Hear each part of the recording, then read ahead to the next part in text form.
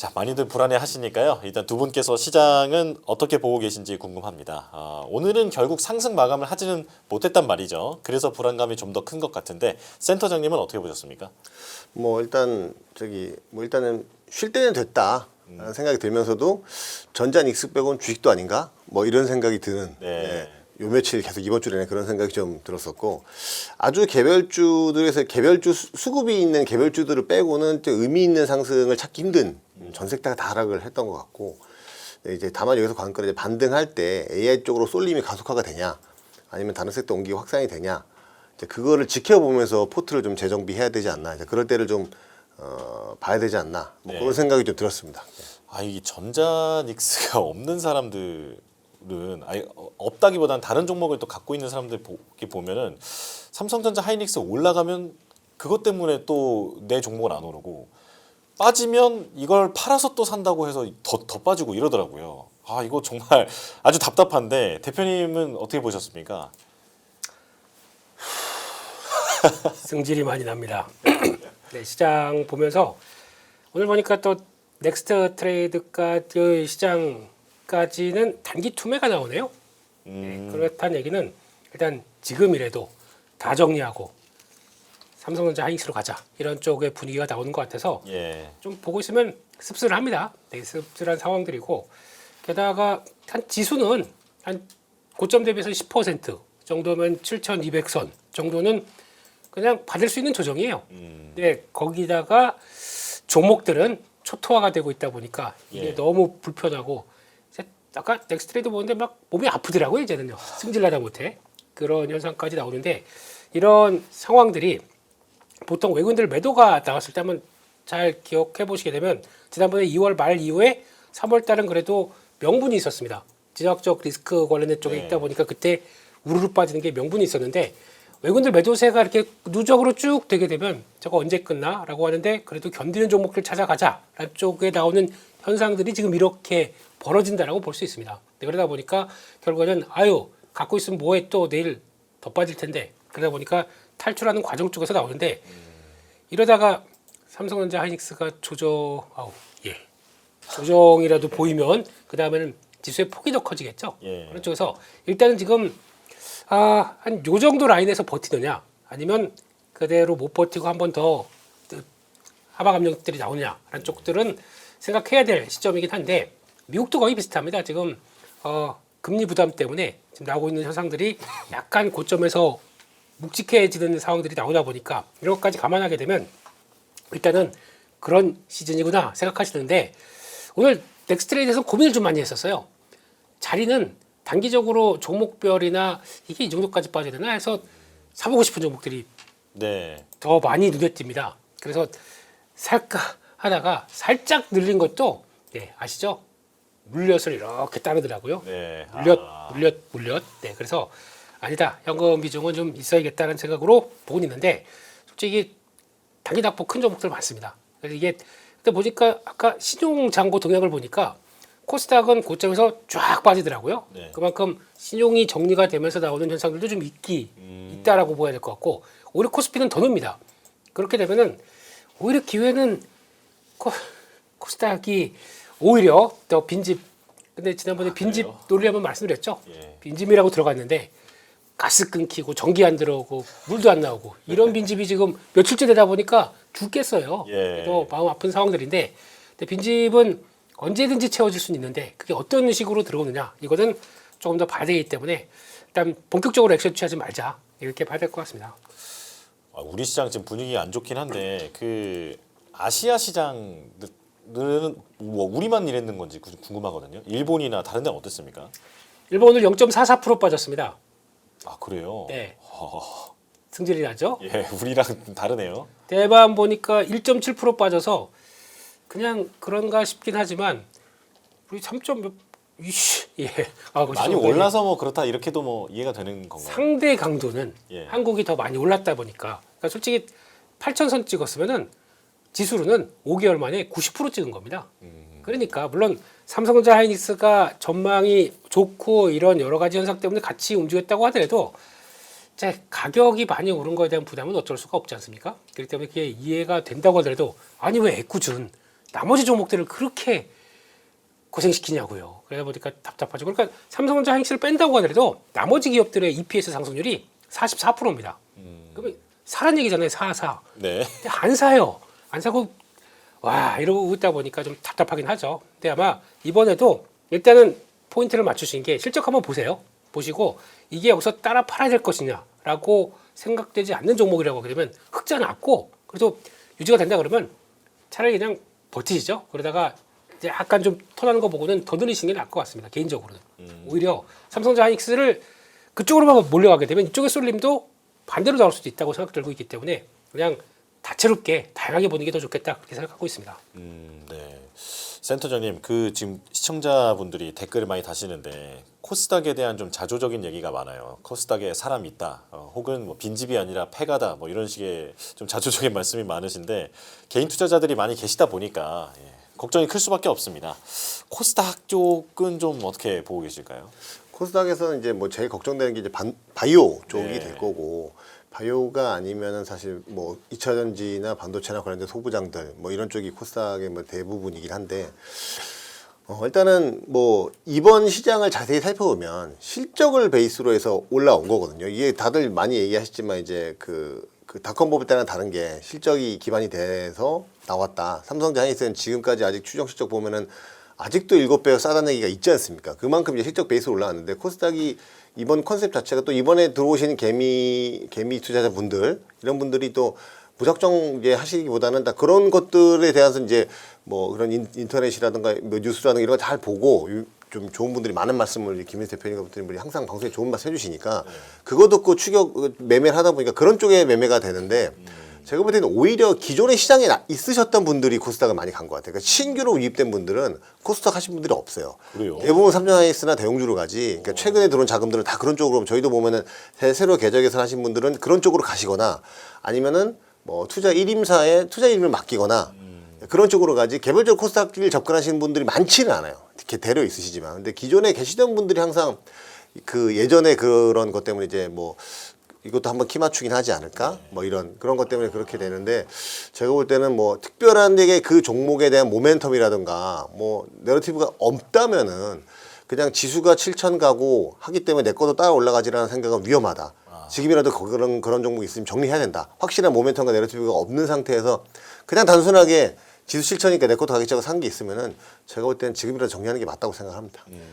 그 제가 낮에 이제 개인 투자자분이랑 대화를 하다가 뭐 제가 뭐 조언을 해줄 그럴 처지는 아닌데 제가 이제 비슷한 얘기를 했어요. 지금 이제 반도체는 실적이라도 받쳐주니까 살아날 때 살아날 텐데 밸류에이션도 비싼 종목들이 관심도 못 받고 있으면 이런 장에서 갖고 가는 거 너무 부담스러우니까 좀 줄이는 게 어떠니?라고 이제 얘기를 했더니 손실이 이미 너무 커서 줄일 수 없다는 거예요. 이런 경우에는 어떻게 해야 되나요?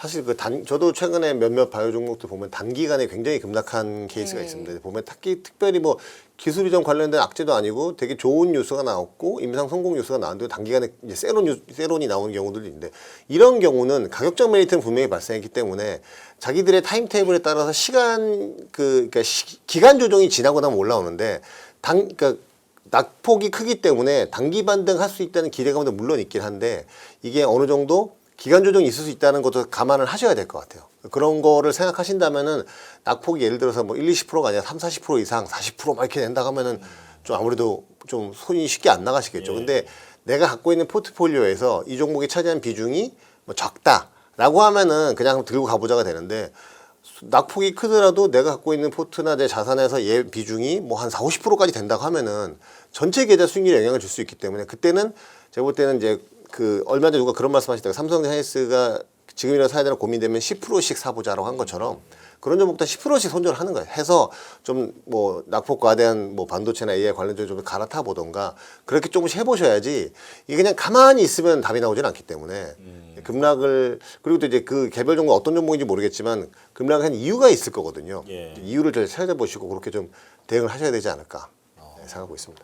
아니 근데 그 바이오 지금 걱정하시는 분들은 금리 인상기에는 정말 뭐 방법이 없다 좀 이렇게들 많이 생각을 하시는데 바이오 쪽은 그래도 요즘에 좀 긍정적인 뉴스도 몇 개 있지 않았습니까? 그런데도 별로 반응이 없는 걸 보면 말씀하신 대로 만약에 낙폭이 너무 크다라고 하면 조금은 좀 줄여 나가는 게 맞을까요? 그렇죠. 한 10%씩 줄이고 다른 종목 타보고 이렇게 뭐 해보는 것도 제가 볼 때는 뭐 답이라고 생각하고 아까 우리 앵커 말씀하신 것처럼 사실 저도 이제 이번 시장 하락의 원인 자체가 사실 금리 때문이라고 생각을 하는데 네. 이번 금리는 사실 유가 상승으로 인한 인플레로 인한 금리 상승 이렇게 보고 있으니까 결국에는 결국 이란 전쟁 트럼프 때문에 이렇게 된 거거든요. 근데 결국 아이러니하게도 11월 3일 중간 선거 전에 금리가 이렇게 올라서 기준금리를 인하하지 못하게 되는 상황 자체가 트럼프한테 가장 자충수가 되는 거기 때문에 어떻게든 결자 해지를 할 거라고 생각하는데 과거에 누가 또 그런 얘기 했는데 트럼프의 패턴을 보면 항상 미중 무역 분쟁 때도 그렇고 항상 똑같은 패턴인데 시장도 똑같은 패턴대로 계속 당하는 거예요. 트럼프가 협박하면은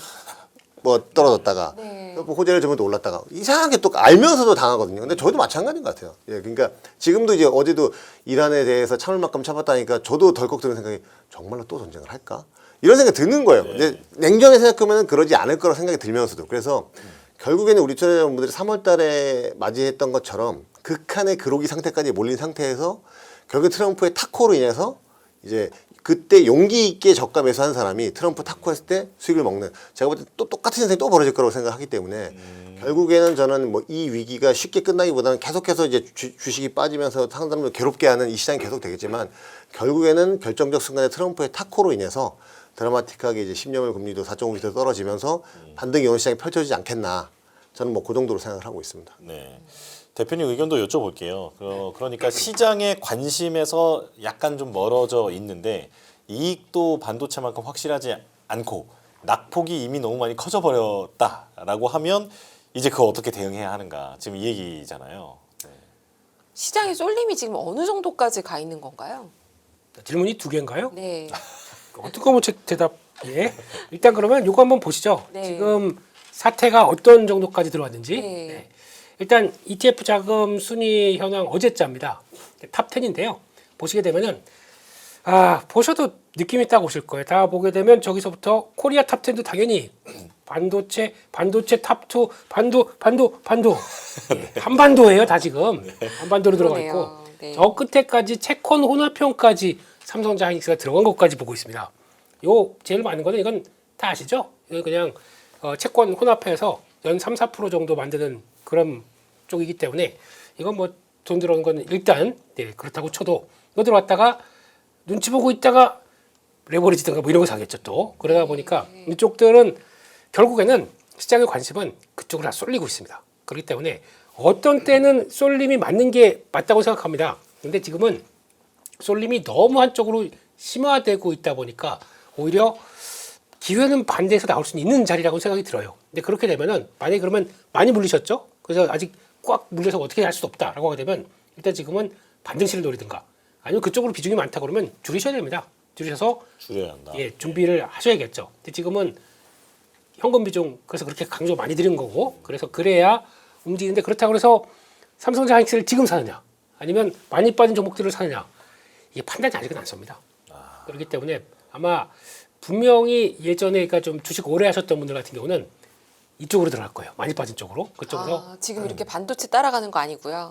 반도체는 좀 있으실걸요. 없으시다고 하게 되면 늘리는 게 맞겠지만 지금 만약에 같은 금액이다 그러면 이쪽에 마음이 가실 겁니다. 근데 다들 눈치만 보고 있어요. 저 빈집인데 그러면서 초인종을 누를까 말까 막 이러고 있는 상황들이다 보니까 그런 것 같은데 근데 지금의 시장의 자금은 이렇게 돼 있고요. 두 번째 보실까요? 코스닥의 자금 이거 잘못 썼습니다. 코스닥 ETF 저기서 자금 ADR 아니고 ETF. 예, ETF 자금 유입 유출 현황입니다. 딱 보시게 되면 4월 달부터 유출밖에 없어요. 그러네요. 그렇군요. 이런데 무슨 코스닥을 뭘 기대하겠습니까? 그러니까 지금 집 속출. 네. 여기도 큰 빈집 폐가 뭐 망한 집, 큰 집 왜 이렇게 비어 있어요? 이런 것들이죠. 그런데 그때 잘 보시게 되면 이게 멈추는 때 있죠. 네. 그때는 반응이 한번 나옵니다. 그러니까 만약에 코스닥에서 기회를 찾는다, 안 되겠다 생각하셔서 탈출의 기회나 아니면 그 변화를 본다 그러면 요거 지금 기조도 멈추고 있습니다. 일단은 그래서 멈추는 순간에 한번 탁 나온다. 그게 시종장고 빠지는 것과 거의 비슷한 것 같아요. 그래서 어떻게 보면 이제 조만간 코스닥부터 한번 좀 변화가 한번 나오지 않을까. 그때를 또 이제 탈출의 기회로 보시는 분들도 많겠죠. 예. 그런 쪽이고 마지막으로 이걸 보게 되면 ADR이라고 하는 거 있죠. 등락주선이라고 얼만큼 그 종목들의 쏠림이 강화되느냐라는 쪽을 보는데 처참합니다. 이제 막 그러니까 코스닥이 인기가 없다 보니까 가끔씩 이렇게 팡팡 들어가요. 저 밑에까지 가서 상승 종목 뭐 100개도 안 되고 하락 종목 1000몇백 개고 되고 이런 흐름들인데 하다 못해 이젠 60도 깨버립니다. 이게 지금 최근에 한 2년 동안에 거의 저점대예요. 그만큼 쏠림이 상당히 크다는 얘기입니다. 이런 걸 보면서 그냥 지금이라도 던지고 삼성전자 하이닉스로 가겠느냐. 제가 보기에는 그거는 며칠을 좀 참아보시는 게 어떨까 하는 생각도 들거든요. 그래서 차라리 자금 유출 끝나고 이거 한번 좀 힘맞추기보다 빈집이면 어떤 현상이 나오냐면 조금만 매수자가 붙어도 후룩 움직입니다. 금방 또 움직여요. 그러니까 그때 한번 기회를 노려서 또 재정비 정리하고 그다음에 다음 자 이번에 삼성전자 사보자 이렇게 가든가 변화를 한번 가져가시는 게 어떨까 싶고요. 그 국민성장펀드 있잖아요. 네. 그게 지금 뭔가 동아줄처럼 이제 느껴지는 상황인데 어떤 영향이 있을 거라고 보십니까? 햇님 달림 보게 되면 동아줄이 썩은 일 수도 있고 예. 네, 일 아닐 수도 있고. 예, 아닐 수도 있는데 지금 상황에선 워낙 피폐하고 침체되어 있다 보니까 기회 요인들이 더 많다고 생각합니다. 근데 그때도 제가 잠깐 보여드렸듯이 거기 나왔던 내용들이 직접 투자와 관련된 쪽들은 상당히 그래도 그렇게 크지가 않아요. 그렇기 때문에 약간 마중물 역할, 이런 쪽으로 정부가 투자하네 이런 쪽에서도 같이 자금이 들어간다라고 하고 혹시나 그게 1차에서 만약에 뭐 시작했는데 뭐 한 몇 시간 만에 끝났다 그러면은 또 2차 준비하겠죠. 흥행이 성공을 하다 보니까 그러면 그렇게 나왔을 때는 또 그때 두 번째는 그러면 조금 더 직접 투자에 조금 좀 포지션을 좀 넓혔다라고 하게 되면 변화가 될 수는 있다고 생각합니다. 그리고 그거보다 코스닥이 그게 나와야 될 것 같아요. 하반기 가서 지금 정부가 구상하고 있는 거 3부 리그 있지 않습니까? 그래서 뭐 프리미엄 리그 뭐 중간 뭐 그리고 또 관리 리그 뭐 이런 식으로 뭐 그랬던 것 같은데 예. 기억해 주세요. 저는 까먹었습니다. 찾아보겠습니다. 예. 근데 그렇게 됐을 때 그렇게 되면 이제 코스닥도 살만한 종목들은 다 일부 리그에 있다는 얘기죠. 그런 쪽으로 왔을 때는 종목들이 또 그쪽에 대한 쏠림이 강화되게 되면 그쪽만 또 달릴 수가 있겠죠. 그래서 그런 또 차별성은 있는데 그런 것까지 해서 차라리 구분을 해주게 되면은 중소형주 쪽에서도 기회는 나올 수가 있지 않나라는 생각을 하는데 지금 아무리 이런 얘기 들어봐야 무슨 소용이 있을까요? 자금 흐름부터 체크하고 보시는 게 좋겠다. 그렇게 말씀드리겠습니다. 알겠습니다. 그렇다면 센터장님께 일단 반도체 쪽 오늘 빠진 이유에 대해서 좀 여쭤볼게요. 물론 표면적 이유로는 시게이트 CEO의 발언 뭐 이런 것이 메모리 그 어떤 피크 아웃에 대한 공포를 떠올리게 했다 뭐 이런 식의 여러 가지 얘기 있거든요. 빠진 이유 어떻게 보십니까? 일단은 뭐 오늘은 뭐 시게이트 때문인 것도 분명히 있는데 시게이트 그 CEO의 말을 모슬리 CEO의 말을 그 본 걸 저도 이제 다시 한번 쭉 봤는데 그 처음에는 분명히 이제 뭐 증설을 안 한다. 그러니까 증설 안 하니까 그러니까 시게이트 주주들이 봤을 때는 증설을 안 하면 이 회사는 더 이상 성장이 없겠네.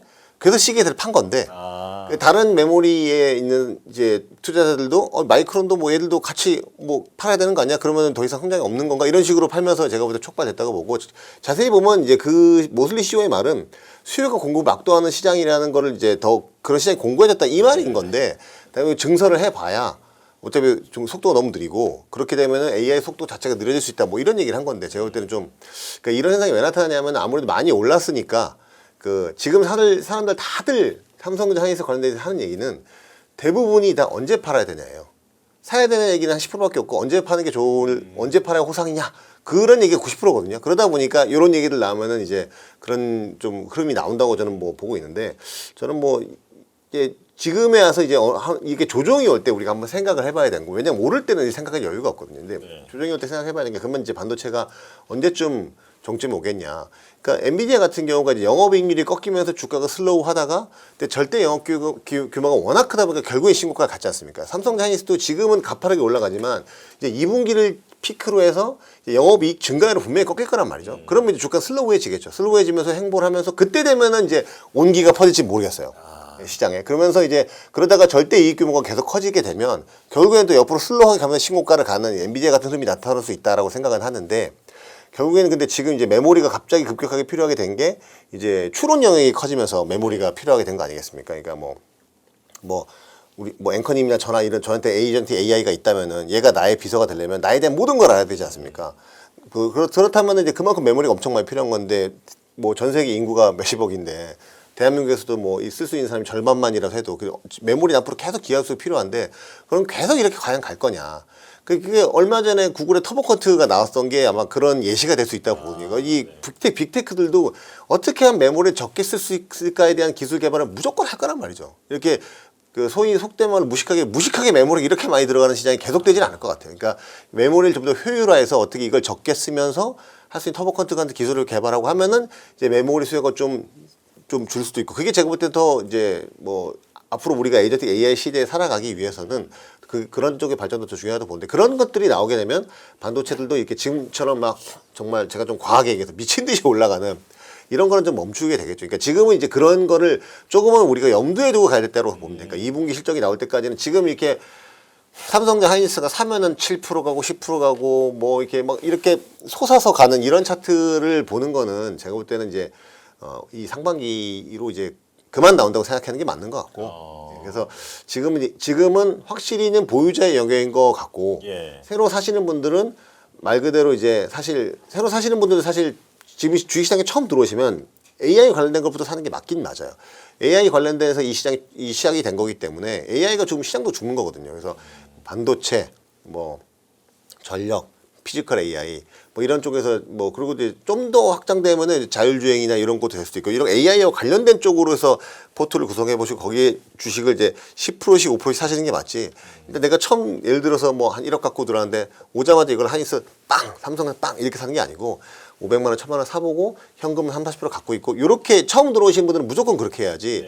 뭐 오늘 보니까 이런 뭐 방송 주제 그런 것도 있었는데 사실 외국인들이 너무 많이 파니까 개인들이 총알바지 되는 거 아니냐 이런 얘기도 있는데 지금까지는 그게 아니었어요. 왜냐면 외국인이 올해 거의 100조 가까이 팔았는데 하이닉스가 한 2-3조 팔았고 삼전이 한 60 몇 조 팔았는데 그럼 거의 그 두 종목에서 다 팔았다는 얘기인데 실제로 그 두 종목이 올해 상승률은 거의 뭐 100% 가깝게 수익이 났기 때문에 그때 산 개인 투자분들은 총알바지가 아니죠. 수익이 났죠. 그렇죠. 근데 지금 들어오시는 분들은 지금 처음 들어오신 분들은 총알바지가 될 수도 있어요.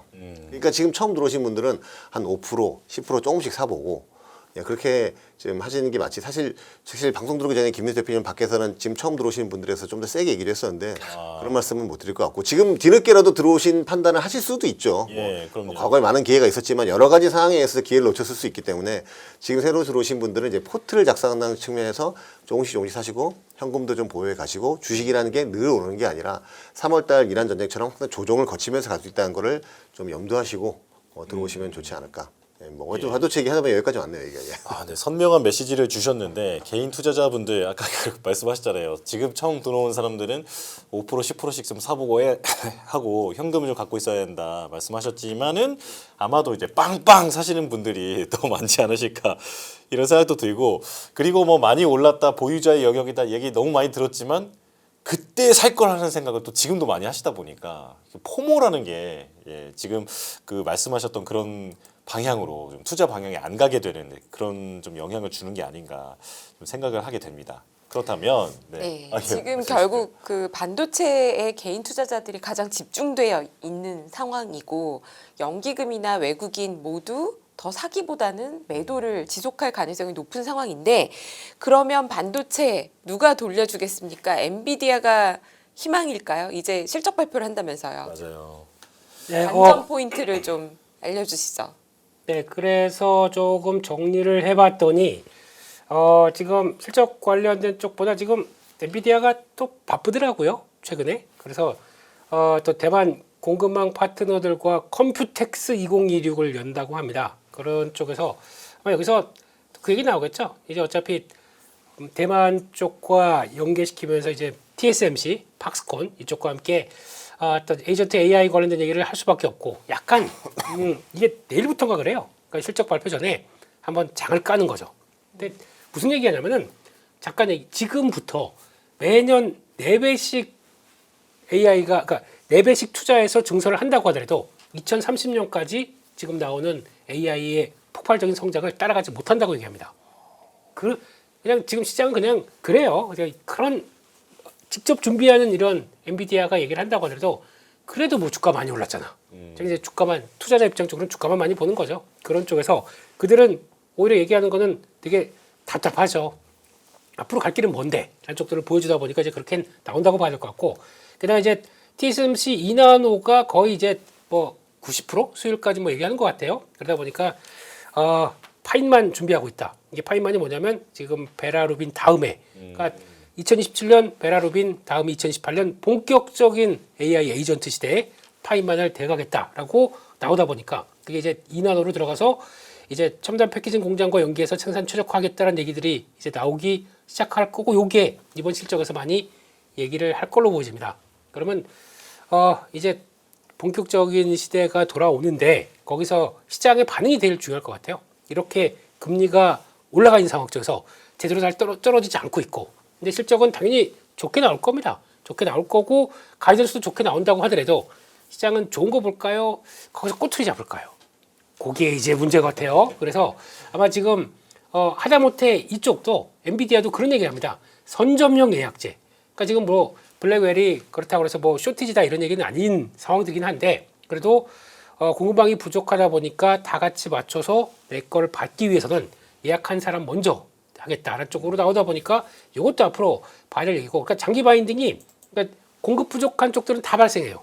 LTA라고 해서 장기적으로 공급하겠다는 쪽들은 지금 다 벌써 이쪽은 한 번씩 다 튀었죠. 이런 얘기까지 하면서 유로 예약한다는 얘기 뭐냐면 선급금 내고 그다음에 가격은 그때 맞춰서 대가겠다, 이런 것들이 이제 나오기 시작하게 되면 바뀔 수 있다는 쪽으로 나오는데, 일단 이번에 실적 관전 포인트입니다. 이쪽에서 블랙웰 출하량 이거 되게 많이 볼 수밖에 없을 텐데, 이거는 제 생각에는 요건 너무 신경 안 쓸 것 같아요. 그냥 워낙 잘하고 있는 거 알고 있기 때문에 다음 베라 루빈 시리즈까지 타임라인이 어떻게 될 것이냐, 그러니까 생각보다 잘 진행이 돼서 HBM4 뭐 설계 이상했다 막 이런 얘기도 막 또 노이즈가 많았었는데 네. 이상 없이 이제 하반기부터 쭉쭉 뿜어낸다라고 하는 얘기들 나오기 시작하면서 변화가 들어오게 되면 이런 얘기가 다 맞춰지면서 엔비디아에 대한 자신감, 그러면 시장은 그래도 금리가 비싸도 AI는 역시나 확장되고 있고 실적은 더 좋아지겠어라고 하게 되면 그때는 높은 금리에 적응하는 과정이 나올 겁니다. 그러면은 여기서부터 안 빠질 거예요. 안 빠지고 오히려 저희도 한 고점 대비 한 10% 정도 조정받고 이렇게 돌아가는 모습들이 나올 텐데, 그게 만약에 새로운 식으로 나와서 너희들 그래도 판매하는 거 너희들끼리 하이퍼스케일러랑 다 해서 주고받고 하다 판 키웠다가 거기다가 하이퍼스케일러들은 지금 자금이 없게 되면은 채권 발행한다. 근데 이 고금리다. 그러면 수익이 나겠니? 라고 약간 그런 쪽으로 해서 몰아가게 되면 세론이 나올 겁니다. 그러면 혹시나 엔비디아 실적 발표 이후에 미국도 그렇고 우리도 한 단계 더 출렁일 가능성이 있다고 봐야겠죠. 그래서 그런 쪽들은 한 번 더 염두를 하고 보시는 게 맞지 않을까 싶어서, 일단 엔비디아 실적이 그래서 중요할 것 같습니다. AI 지금 관련된 관심이 많을 때. 네. 센터장님, 그 사실 광통신 좀 투자하신 분들은 엔비디아 여기에서 관련돼서 메시지 하나 좀 던져주지 않을까 많이 좀 기대하고 계신데 나올까요? 그게 그 효율을 위해서는 아무래도 광통신 쪽으로 가는 게 이제 다들 이제 그렇게 가야 된다라고 생각을 하는데, 글쎄 일단은 뭐 우리나라에서 사실 근데 광통신 관련주들이 실질적인 수혜를 볼 수 있거나 하는 종목이 몇 개나 될까, 우리나라에서는. 그런 종목으로 봤을 때는 물론 이제 시세는 나오고 뭐 이렇게 주긴 하는데, 제가 볼 때 오히려 이렇게 시장이 조정받고 했을 때는 제가 볼 때는 뭐 오히려 그냥 대형주들의 뭐 삼성전 하이닉스든 뭐 오늘 많이 빠 현대차든 이런 종목의 매수 기회지, 제가 볼 때는 뭐 광통신 관련해가지고 최근에 뭐 우리 관련 테마들도 많이 오르긴 했었는데, 이렇게 조정받을 때는 그런 테마들을 이제 다 버리고 이제 원래 이제 실적이 나오고 이제 그랬던 종목들, 대형주 종목으로 가는 게 맞기 때문에, 물론 이제 저희 엔비디아에서 그런 쪽에서 그런 메시지를 주게 되면 거기에 대해서도 이제 또 우리나라에 또 훌륭한 애널리스트 분들이 레포트를 많이 쓰시고 하시면서 이제 거기서 이제 커버리지가 되는 종목들 위주로 좀 보시는 게 맞지 않을까. 어떤 종목이 될지는 뭐 좀 봐야 되겠지만, 그래서 그런 식으로 접근을 하는 게 맞지 않을까. 왜냐하면은 이게 방송에서 광통신 얘기를 하면은 일단은 광통신 관련 테마주들만 생각하시는 분들이 많거든요. 네. 그거를 절대 매매하라고 뭐 이렇게 부추기는 건 아닌데, 그럴 수 있기 때문에 좀 그런 부분에서 조금 조심해야 될 필요가 있지 않나 싶어서 좀 말씀드렸습니다. 그러면요, 대표님. 네. 지금 제가 이제 요즘에 MTS 쓰면 증권사들이 이 종목의 투자자들의 평균 수익률은 얼마입니다, 이런 거 보여주더라고요. 네. 삼성전자와 SK 하이닉스는 그래도 대부분 수익 구간에 계시잖아요. 현대차도 마찬가지더라고요. 네. 그러면 이렇게 수익이 좀 높으신 분들은 지금 좀 줄이는 게 맞을까요? 아니면 여기서 더 사는 게 맞을까요? 그분들이 여기서 더 사신다고요? 단가를 올려가서 더 사신다고요? 수익률이 매우 높으시더라고요, 사실. 그거는 어떻게 보면 욕심일 수 있습니다. 네, 그래서 그냥 지금 포지션을 갖췄다. 그래서 여기서 지금까지 뭐 이렇게 돈 벌었는데 돈 덜 벌까 싶어서 사게 되면 단가 올라갑니다. 올라간 단가에서 그러면 올라간 단가다가 주가가 조금만 조정받게 되면 수익률이 확 줄는 것처럼 보여요. 그러면은 잘못 샀나 싶어서 또 매도했다가 그렇죠. 다시 샀다가 몇 번 하게 되면 단가가 계속 줄어버려요. 그러면 내가 돈을 못 번 것 같은 느낌이 들어요. 하지 마세요. 그냥 세팅했다 그러면은 그거 띄어다가 장기 계좌로 넣어서 거기서 두시는 게 좋다라고 보시고 MTS 얘기하셔서 말씀드리는데 MTS에 좀 쓸데없는 제 느낌에는 정보들이 되게 많아요. 아, 네. 네. 그런 거가 되게 그래서 약간 이것도 눌러보고 저것도 눌러보고 하시던데 MTS보다 HTS가 최고입니다. HTS 혹시나 주식 본격적으로 나 트레이딩도 좀 해보고 약간 시장에 대해서 좀 종합적으로 다각적으로 보신다라고 하게 되면 노트북 하나 사세요 그냥. 예, 이걸로는 그냥 주문의 하나의 창구일 뿐입니다. 거기서 모든 걸 분석해서 거기서 요즘 보니까 뭐 토스 얘또 네. 얘기했으니까 그냥 토스나 뭐 이런 데 보면 AI를 통해서 막 정보 만들고 이렇게 주는 것들 많더라고요. 네. 네. AI는 그냥 요약하는 거고 그래서 자세한 내용들을 보게 되면서 그걸로 그냥 분위기만 보는 거지 수치랑 비교하고 이걸 내 몸소 체험해서 밸류가 이 정도 되는구나 이 정도 가격이 되는구나 해서 특히 MTS로 차트 보시게 되면 많이 틀려요. 뭐냐면은 MTS는 그러니까 이게 기간을 볼 때 약간 좀 짧은 기간 쪽으로 바로 봐서 그 단기적으로 만들 수 있게 네. 그렇게 봅니다. 그러니까 시간을 되게 짧게 만들어요. 화면이 좁으니까. 그렇죠. 예. 근데 그게 별로 좋은 현상이 아니에요. 그러면 그쪽에서 보면 짧은 기간이면은 주가가 확 올랐다가 확 빠졌다가 이렇게 느껴지다 보니까 약간 변동성이 크구나라고 생각하는데 솔직히 매매하다 보면 저희 HTS는 좀 장기간을 볼 수 있던가 뭐 일주, 월, 년 이런 것까지 다 한꺼번에 볼 수 있게 되면은 훨씬 더 대응하는 게 HTS로 보시는 게 더 좋습니다. 그렇기 때문에 딱 노트북 없는데 또 구닥다리냐, 뭐 무슨 뭐 꼰대냐라고 생각하실지 모르겠지만 제가 보기 그렇게 해서 하나씩 알아가고 조금 더 확보하시는 게 훨씬 더 좋을 거라고 생각합니다. 지금보다 변동성 커질 때는 그게 더 좋으실 겁니다. 네. 네. 제가 유비스 대표님 여쭤보니 말씀이 맞는데 네. 맞는데 사람들 MT 쓰는 이유가 뭐냐면 네. 계좌 개설이 모바일로밖에 안 돼요. 비대면은 신분증 인식을 해야 되기 때문에 그렇게 하다 보니까 깔고 개설되고 보다 보니까 익숙해서 그래서 그걸 일어날 다 수 쓰게 있게 되는 거거든요. 근데 사실 유민수 대표님 말씀처럼 PC에서 한번 해보면 환경이 다르니까 그런 거는 주식에 관심이 많으시면 제가 볼 때도 꼭 해볼 필요가 있을 것 같습니다. 맞습니다. 네. 그렇구나. 꼰대네요. 죄송합니다. 아니, 이 노트북으로는 계좌 개설이 안 되거든요. 신분증 인식 이런 게 돼야 되기 때문에 아, 비대면 계좌 개설이 안 돼요. 예. 그럼 거기서 아이디 만들면 그걸로 HTS 접속됩니까? 접속은 당연히 되죠. 그렇게 하셔야겠네요. 예. 네. 이럴 때일수록 좀 진지하게 차분하게 앉아서 HTS로 모바일로 너무 작게 보지 마시고 HTS로 잘 신중하게 보면서 투자하시자 이렇게 이제 말씀해 주셨어요. 제가 원래 여쭤보려고 했던 건 뭐였냐면 삼성전자, SK하이닉스, 현대차 좋은 거 다 알고 그런데 이미 갖고 계신 분들이 여기에도 집중하는 게 맞는지 아니면 다른 쪽을 봐야 되는지에 대해서 두 분이 오늘 약간 다른 의견을 주고 계신 것 같아요. 근데 대표님께서는 이미 수익률 좋은 거 그거를 뭐 불타기라고 해야 되나요? 부탁이겠죠. 뭐 하락은 했지만 고점에서 하락은 했지만 수익이 많이 나시는 분들은 그거보다는 다른 쪽을 보는 게 더 좋겠다라는 말씀으로 제가 해석을 했습니다. 그러면 오랜만에 파두의 목표 주가를 대폭 상향한 보고서가 나왔다고 하는데요. 요거는 어떻게 보셨나요? 요거를 뭐 개별적인 종목 가지고 뭐 매수 추천 리포트나 이렇게 보지 마시고 네. 지금 동향이 낸드 쪽이 그리고 SSD 시장들이 어떻게 바뀌는지에 대해서 보고 그거에 대해서 글로벌 IB가 어떻게 느끼는지를 한번 보셨으면 좋겠습니다. 일단 보시게 되면 오늘 파도는 다 아시죠? 예. 한번 상장 폐지될 뻔까지 됐습니다. 뉴스에 많이 나와서 네. 익숙합니다. 논란이 많았죠. 그렇습니다. 그래서 상장 당시에 여러 가지 논란들 그것 때문에 그때 전 개인적으로 보유하고 있었어요. 얼마나 승질이 와. 아프셨겠네요. 아유 예 그래서 그거 가지고 계속 많이 봤었는데 결국에는 뭐 잘 돼서 다행이긴 했지만 근데 그때도 뭐 그때 보면은 약간 내가 위축될 때 종목 토론실 종토방이라고 그러죠. 아, 네. 거기 가면 무슨 10주 갖고 있는 사람도 똑같은 얘기하고 뭐 100주 갖고 있는 사람도 얘기하고 그냥 다 거기서 저희들끼리 하는 얘기입니다. 그거 가지고 뭐 심각하거나 진지하게 받아들이시면 안 되고요. 제발 주가 약할 때 그리고 심리적으로 위축될 때 종토방 가서 뭐 보지 마세요. 그거는 그냥 저점에 던질 위험이 상당히 높아집니다. 그래서 너희나 나나 똑같아. 불안하니까 들어왔지 이렇게 생각하시면 됩니다. 그때도 그게 많더라고요. 그래서 일단 목표가는 28,000원에서 15만 원. 아니 이게 무슨 일입니까? 지금 현재 주가 제가 찾아보니까 107,900원이네요. 언제 이렇게 많이 올랐나 싶은데 시가총액이 무려 5조 4천억 원이에요. 그렇습니다. 그런데 15만 원이면 한 7, 8조는 가야 된다는 건데 그렇게 일이죠? 그렇게 될 수 있을지 한번 볼까요? 네. 일단은 지금 가서 탐방을 한 것 같아요. 전화응진의 턴어라운드 확인하고 뭐 이런 얘기들 자세히 나온 거 보니까. 그래서 올해 매출 가이던스가 원래 이 회사가 매출이 거의 없었습니다. 그러다가 그렇게 성장됐다고 말이 많았던 거죠. 올해 3천억 얘기를 하네요. 그래서 내년까지 AI 서버 연계가 이 SSD 요게 제일 중요합니다.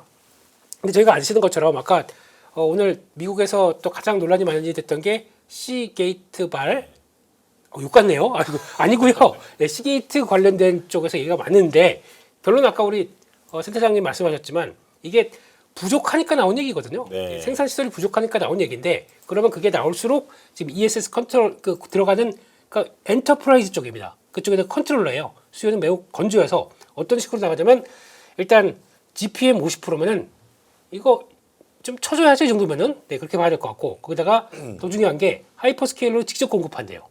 이렇게 나오게 되면 단순하게 지금 앞단에 있는 뭐 샌디스크라든가 이런 쪽보다도 더 확대가 된다고 봐야겠죠. 그런 쪽으로 보는데 요거 한번 잘 보시게 되면 올해 3천억, 내년에 6천억, 2018년도 8,500억 이렇게 성장으로 얘기를 한답니다. 이게 그러니까 이 회사는 그 중에서 컨트롤러를 집중으로 하는 회사인데 낸드 시장이 커지다 보니까 이렇게 스타들이 탄생하는 과정들이 나온다고 보는데 EPS 한번 볼까요? 아까 지금 5조 4천억이라고 하셨죠? 네. 2028년 가게 되면 4,300원 정도까지 나옵니다. 그런 떡하고 나오게 되면 이게 성장하는 주가가 비싼 걸까요? 싼 걸까요? 30배 이상 준 건데요, 그래도. 그렇죠. 예. 네. 그렇다고 하더라도 지금 입장에서 주가가 15만 원까지 가게 되면은 그런 과정들을 본다고 하다 보니까 이쪽에서는 그 정도까지 줘도 되겠지라고 이제 베팅이 들어가는 거겠죠.